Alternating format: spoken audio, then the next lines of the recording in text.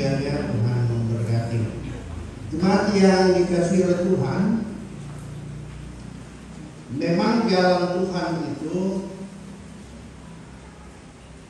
datang ke dunia, semua ada dalam rancangan yang sudah dibuat sejak lama. Mulai dunia mau dijadikan dan sampai ketika manusia jatuh ke dalam dosa, Tuhan harus berinisiatif.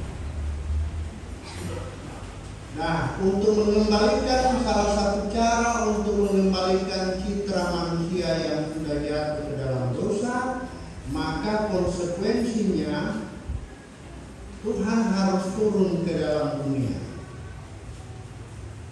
supaya orang tahu Tuhan itu yang mana, supaya kita tidak menyembah yang buta.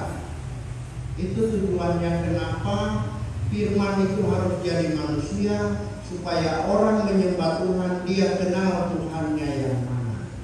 Karena banyak orang mau mengenal dan tahu Tuhan Allah ini, tapi dia tidak tahu yang mana Tuhan itu.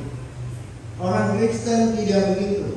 Orang Kristen itu tahu Tuhannya, kepada siapa dia menyembah karena dia kenal.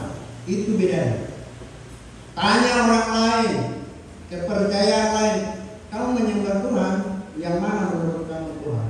Tuhan saja, Allah. Tapi dia tidak bisa kasih tunjuk yang mana. Kalau orang Kristen, kamu tanya Tuhan yang mana? Allah. Oh, ada, ini Yesus, firman yang jadi manusia. Jadi Tuhan sendiri jadi manusia itu lewat firman-Nya, dia jadi manusia itu untuk karya dalam rangka mengembalikan citra manusia yang sudah terpuruk jatuh ke dalam dosa. Itu tujuannya. Dan perkara-perkara ini disebut dengan perkara Allah. Tidak ada sedikit pun kemampuan manusia di dalam perkara rancangan itu. Mulai dari keluar bangsa Israel dari Mesir, tidak ada kekuatan Musa, kekuatan Harun, tidak ada Yitro. Semua yang dipakai adalah kekuatan Allah, diberikan kepada mereka. Sampai di Babilonia juga, dalam pembuangan di Babilonia, tidak ada kekuatan Raja Hizkia, tidak ada kekuatannya Nabi Yesaya. Semua kekuatan Tuhan yang dipercayakan kepada mereka. Kalau hari ini tidak ada kekuatan Bapak Ibu untuk bersekutu ibadah hari ini, tidak ada. Majelis juga tidak punya kekuatan hari ini. Itu semua kekuatan Tuhan yang dipercayakan kepada kita hari ini. Karena itu perkara Allah. Jadi karya penebusan Allah itu untuk mengembalikan citra manusia, ini murni, tidak ada jalan lain. Ya, tidak ada jalan lain. Jalan itu hanya melalui salib. Ya, kalau ada jalan lain pasti Tuhan sudah tempuh itu. Tapi karya penyelamatan Allah hanya bisa dilewati lewat jalan Via Dolorosa. Tidak ada jalan lain mau. Orang bilang banyak jalan menuju Roma, tapi jalan untuk penebusan dosa manusia hanya lewat penderitaan. Dan simbol penderitaan itu namanya salib. Kemarin di Martin Luther Sentani minggu lalu saya menjelaskan salib itu apa. Itu salib itu kan begini loh. Yang ke bawah ini namanya patibulum. Yang ke samping ini namanya stilus. Apa peran patibulum yang tiang tinggi ini dengan palangnya begini? Patibulum itu menandakan pribadi orang di bawah, hubungannya langsung dengan Allah di atas. Vertikal.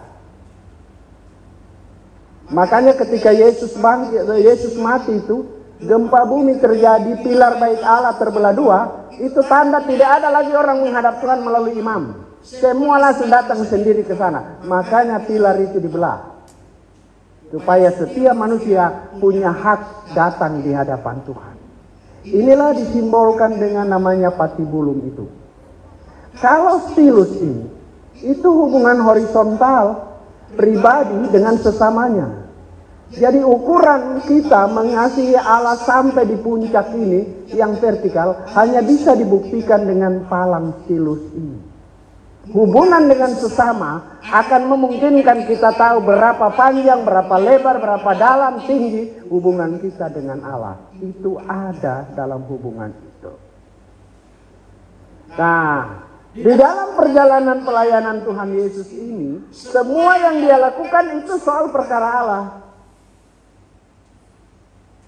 Dia terus terang, dia bilang, aduh, ini setelah lama lagi saya akan menderita. Saya akan ditolak oleh tua-tua ahli Taurat. Maksudnya Tuhan bilang bahwa Allah yang menjadi firman Allah menjadi manusia di dalam Yesus itu ternyata ditolak oleh manusia. Tapi pergumulan itu mengakibatkan beban derita yang berat. Jadi beban derita yang berat itulah disambut oleh Petrus dengan cara berpikir menggampangkan sesuatu. Itu gampang. Tidak ada perkara Allah, tidak ada pekerjaan Allah yang tidak diseriusi. Pekerjaan Tuhan itu bukan pekerjaan gampang. Karena pekerjaan itu harus dirancang, dikerjakan, bukan tiba masa, tiba akal. Tidak bisa. Jadi Petrus bilang, Tuhan, kau tenang saja. Barang itu tidak akan menimpa kau penderitaan itu. Tuhan akan menolak. Ya, bayangkan kalau kita baca aja kenapa Petrus menarik Tuhan Yesus ke samping, dia bicara apa? Itu dia bicara itu ada di Injil Matius pasal 16 ayat 22. Dia bilang, Tuhan kiranya itu menjauhkan penderitaan itu daripadamu. Sekali-kali itu tidak akan menimpa engkau. Padahal ini jalan satu-satunya yang harus dia lewati penderitaan. Tapi Petrus dengan gampangnya bilang, tidak mungkin, tidak akan ada yang ini. Kenapa? Karena dia berpikir dia bisa mengatur Tuhan menurut maunya, sehingga dia bisa berpikir dan menggampangkan sesuatu. Ingat, setiap orang selalu menggampangkan sesuatu bagi pekerjaan, itu sama dengan dia berusaha mengatur Tuhan. Ini harus kita luruskan, supaya semuanya kita jalan dengan tertib, teratur. Apa Tuhan jawab? Apakah Tuhan bilang, mudah-mudahan, semoga, amin? Ya. Waktu Petrus bilang begitu ke Tuhan Yesus, apakah dia jawab apa? Dia bilang semoga, amin. Karena ada, nyala, iblis. Nah, ini nyala iblis ini apa maksudnya? Kalau dalam bahasa Alkitab bilang, hupago opiso, mau satana. Hupago opiso mau satana, itu nyala iblis. Setan. Nah, di sini kalau kita baca, Tuhan sebelum dia bilang begitu, dia bilang, dia ditolak tapi nanti dia mati dan dia bangkit di hari ketiga. Apakah kata bangkit di Alkitab itu dia pakai apa? Dia tulis itu kata asli di Alkitab itu bangkit hari ketiga, dia tulis anastenai. Ya, anastenai itu risen, naik. Dia tidak pakai kata come up begitu, bangkit, ya, atau resurrection, atau bahasa lain apa lagi resurrection itu resurgence itu, ya. Dia tidak pakai kata Inggris begitu. Dia pakai kata risen, naik. Artinya Yesus menderita, dia bangkit, tapi tidak cuma sampai bangkit, tidak bikin apa-apa. Dia naik ke atas, naik ke surga. Itu maksudnya. Jadi penderitaan yang dia pikul itu akan berdampak menguntungkan.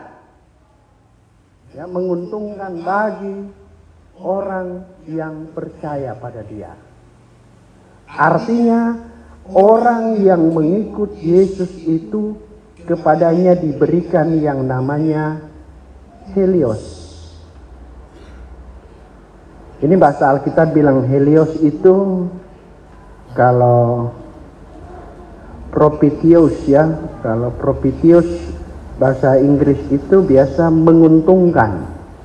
Jadi sesuatu yang mendatangkan berkat baru. Jadi penderitaan Yesus itu, pengorbanannya, dia mati, dia bangkit sampai naik ke surga, itu mendatangkan berkat baru bagi orang yang percaya kepada dia. Itu yang menyebabkan kenapa Tuhan harus bilang, "Enyalah iblis." Dia melihat, jangan sekali-kali menaruh pikiranmu manusia kepada rancangan Allah itu. Karena rencana Allah itu tidak bisa dipotong, tidak bisa dihalangi, tidak bisa diberi alternatif oleh manusia. Kenapa? Karena jalan itu memang satu-satunya. Tuhan harus menderita, disalib, tercurah darah di Golgota, mati, bangkit. Makanya setiap orang Kristen itu zaman pertama di zaman Yesus yang menggunakan bahasa Aram itu, ya bahasa Aram itu digunakan ini oleh Injil Markus pertama. Kalau dari sejarah, Injil yang pertama ada dari 4 ini, Injil Matius, Markus, Lukas, Yohanes, itu yang paling tua pertama lahir itu namanya Markus. Itu tahun 80. Kemudian yang nomor 2 itu Injil Lukas. Itu tahun 90. Yang ketiga itu Injil Matius tahun 95.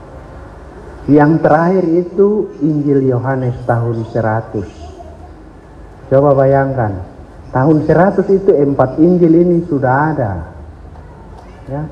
Itu Tuhan Yesus terangkat ke surga tahun 33, berarti sekian tahun kemudian itu jadi buku kesaksian yang kita baca ini. Coba tanya Nadia lahir tahun berapa, bandingkan dengan lebih tua ini Alkitab, Injil itu. Dan ini terjadi menceritakan bagaimana rencana Allah itu dilakukan oleh Tuhan Yesus Kristus. Makanya Injil ini hanya bicara tentang Yesus itu. Jadi dia memberikan kepada kita sebuah gambaran bahwa kalau saya menderita, saya mati dan bangkit, itu tujuannya untuk kamu. Begitu bahasa paling sederhana. Jadi kalau saya sudah menderita bangkit, semua saya kerjakan untuk kamu semua, orang percaya. Kira-kira apakah kalian masih mau menggunakan pikiranmu seperti Petrus, atau mau mengikuti cara berpikir Allah? Resiko menjadi orang percaya kepada Yesus harus memikul salib itu. Artinya tidak ada masalah yang Tom bisa bilang, sudah masalah itu kasih pinggir dia, kita lewat tengah. Tidak. Orang Kristen tidak diajar menghindari masalah. Kekristenan kita diajar oleh Yesus untuk menabrak masalah. Jadi kalau ada soal, jangan lari, lawan di situ, selesaikan baik. Karena gentlemannya, positive thinkingnya orang Kristen itu akan teruji ketika dia menghadapi masalah. Jadi kalau punya masalah besar, jangan juga berdoa sama Tuhan, bilang, Tuhan kasih kurang sapu masalah ini kah? Jangan. Karena masalah yang terjadi pada setiap orang sama dengan salib yang dia pikul, ukurannya sama. Ya, ukuran semua salib itu sama. Kenapa dibilang sama? Karena setiap masalah tidak ada yang sama. Jadi setiap masalah tidak ada yang sama, sehingga tidak ada yang bisa baku tahu semua ukurannya. Cuma Allah yang tahu ukurannya itu. Diberi kepada kita semua sama. Kalau kamu menanggung beban sebagai pengikut Yesus, beban derita, jangan minta salibmu dikasih ringan dipotong, tapi mintalah kepada Tuhan mendapatkan kekuatan lebih supaya saya bisa pikul salib itu. Itu cara supaya kita tidak menghindar dari masalah, supaya kita diberi kekuatan terus dalam memikul salib itu, agar kita yang setia bertahan akan menerima apa? Mahkota yang tidak pernah layu. Orang yang setia memikul beban Tuhan, kepadanya tidak lagi menjadi iblis, tetapi kepadanya hanyalah ditujukan berpikir tentang Allah itu sendiri. Jalan penderitaan kita atau jalan Via Dolorosa memang masing-masing orang berbeda. Jadi yang terberat memang yang dihadapi oleh Tuhan Yesus, karena semua orang yang percaya kepada Dia, dia punya dosa pun ditebus, ditanggung. Jadi makanya di gereja itu ungunya tua-tua itu, karena itu hanya ungu tua saja yang penderitaan yang dihadapi hanya oleh Tuhan. Kalau ungunya muda itu Minggu Advent, karena itu penderitaannya di antara manusia, di antara persekutuan. Makanya kalau Advent itu pasti ungunya warna ungu muda. Kalau yang sengsara itu pasti ungu tua. Nah, kenapa? Karena itu simbol penderitaan. Ada simbol itu, minggu lalu juga saya bilang di sana. Ini simbol penderitaan. Namanya gambar ikan toh. Ikan ini bahasa Yunani disebut iktus. Iktus itu kependekan atau akronim dari Yesus Kristus Theos Huios Soterios. Yesus itu Yesus, Huios itu anak Allah, Theos itu Tuhan, Soterios itu penyelamat. Ya, jadi kita bisa sambung. Kira-kira iktus itu Yesus Kristus, anak Allah, Tuhan Juru Selamat. Nah, itulah simbol dipakai namanya ikan, iktus.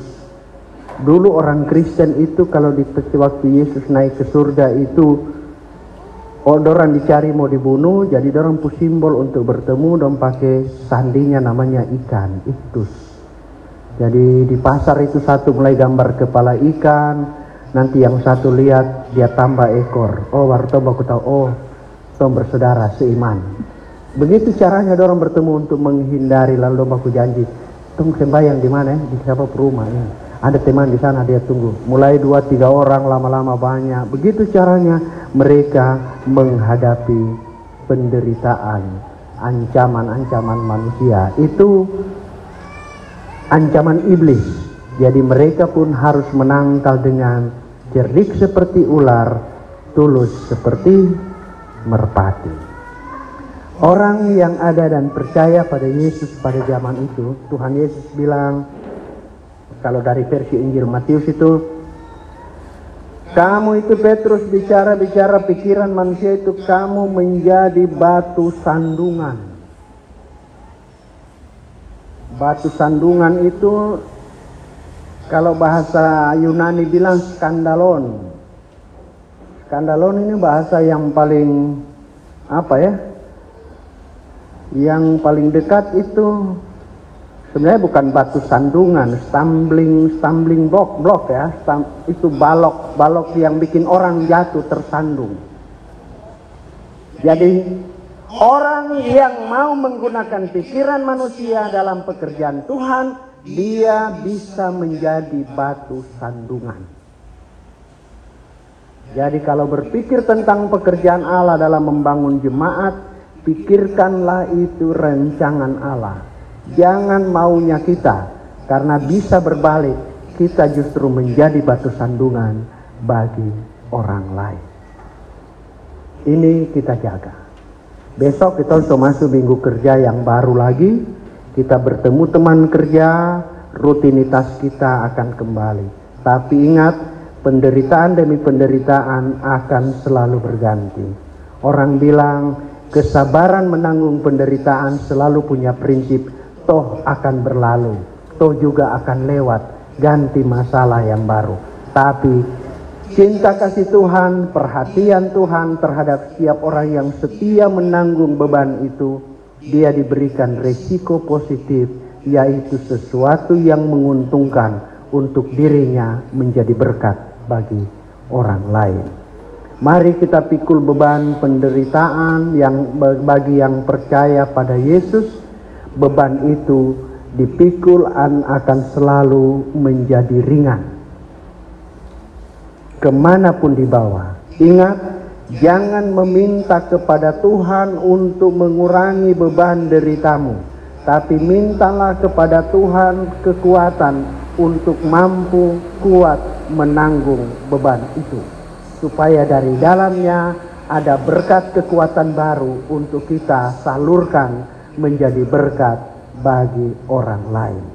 Itulah resiko menjadi pengikut Yesus. Jalan penderitaan tidak bisa di-setel siapapun kecuali di-setel oleh Allah. Dan kalau itu ternyata jalannya cuma satu melalui penderitaan salib, maka setiap orang yang hidup dalam penderitaan akan selalu merayakannya dengan ucapan syukur. Kalau dulu orang selalu merayakan kesempatan Tuhan Yesus, orang Kristen mula-mula, Yesus mulai mati jam 3 sore, jam 12 orang sembahyang. Ya. Yesus diturunkan dari kubur jam 3, orang sembahyang. Yesus dimasukkan di kubur jam 6, orang sembahyang. Kubur Yesus ditutup jam 7:30, orang sembahyang. Sampai Yesus bangkit jam 4, orang juga sembahyang. Itu kekristenan dulu, beribadah pada jam-jam itu. Ya, 5 jam yang dorang pakai beribadah untuk jam 12 siang, ya, jam 3 sore, jam 6 sore, jam 7 malam, jam 4 pagi. Itu semua warisan kekristenan mula-mula waktu merayakan syukur kepada Tuhan. Sekarang kita tidak pakai itu lagi. Orang lain yang pakai jam itu. Tapi mereka kadang tidak mengerti untuk apa mereka sembahyang jam itu. Dulu kekristenan melakukan itu karena dia tahu jam itu. Jam untuk Yesus. Artinya waktu penderitaan di dalam Yesus selalu dihitung oleh Tuhan dari waktu kekuatan kita menanggung perkara dalam ucapan syukur. Begitu jemaat Tuhan. Tuhan Yesus memberkati. Amin.